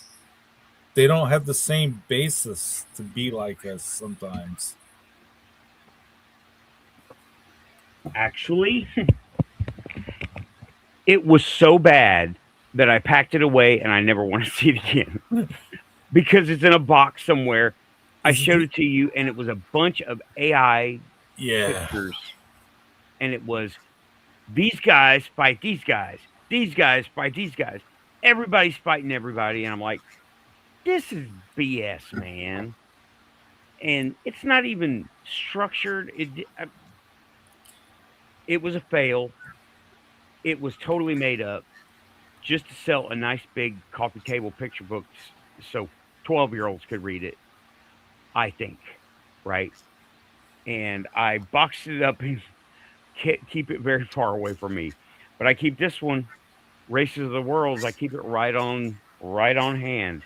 Because today, you know, Keith, how I've always gone, hey, Keith, I don't know where my book is. I can't find it. I found it immediately. Oh, nice. Today, I found it immediately. I didn't even have to search for it. I barely had to turn a light on. I was like, there it is. Grabbed it. I wish my house would cooperate in that fashion. Yeah. That tells me I'm on the right track. Tonight was the right track. So, Aussie is saying, still not demons. And yeah, still not demons. Still not. I'm not wearing the shirt right now. It's in the laundry, but still not demons. You can see my little logo up there, and everybody, there it is. Oh, announcement! I ordered 3 more cards for the first set of 10. They'll be here sometime this week, and I'll be able to have them offered. So I've got. Let me go through. These are the full glossy, right? Let me go here. These are the full what button? These are the full glossy versions, right? Nice. Mercury Project. This government program that nobody wants to talk about. The Story Collector. I was inspired to do this card. And the AI illusion. How everyone's scared of this robot that seems to be able to do everything. What does it say? The Honest AI illusion. These are the ones that are produced right now. We got the Agent, the Alien, and the AI characters from the Quantum Show. Nice. Definitely, what I say, like and subscribe, Agents, Aliens, and AI. You know you're Quantum, but I know you won't hang around. But anyway, So, Keith, you have announced that you're going to get Race of the Worlds out. You're working on getting the final indexing and Yeah, stuff just done. the index pages and what have you I've got put in at this point. Okay. And thanks, Samo. He says he likes the way the cards are looking. The next ones, I hope I got them completely right because there it is. Please like, share, and subscribe. I know I've said this like 3 times in the past 2 minutes. Sorry, not sorry. YouTube said do it, so I do it. And I am going to be offering those on my own Etsy store. Maybe, I don't know. Might be buy me a coffee. I don't know. Or just watch the freaking mailbox. They might just show up. I don't know. Mm-hmm. Who knows? They might just show up. But I've got the first set of 10 almost completely made, and each show gets a card. I have 3 years of cards, and I've got 10 produced. Okay. Well, you got your work cut out for you. I've got no shortage of work. So, yeah, a lot of, yeah, and the logistics of it, Keith, I feel you. The logistics of this stuff. Oh yeah. Well, like you're dealing with this. I've got in and out races of the world. Yeah. I've got a little booklet called Meet the Name the Race that are lined up to go. But this means I'm looking at over 120 of those. Right. Yeah. Scream, I do. I do. Get Copilot to do it. I do. Copilot comes up with stuff that ain't right. Yeah, I you have got to to- curate that mess. I have to fix it every time. I wrenched a frame out of it. I wrenched borders out of it, and I still had to fix it.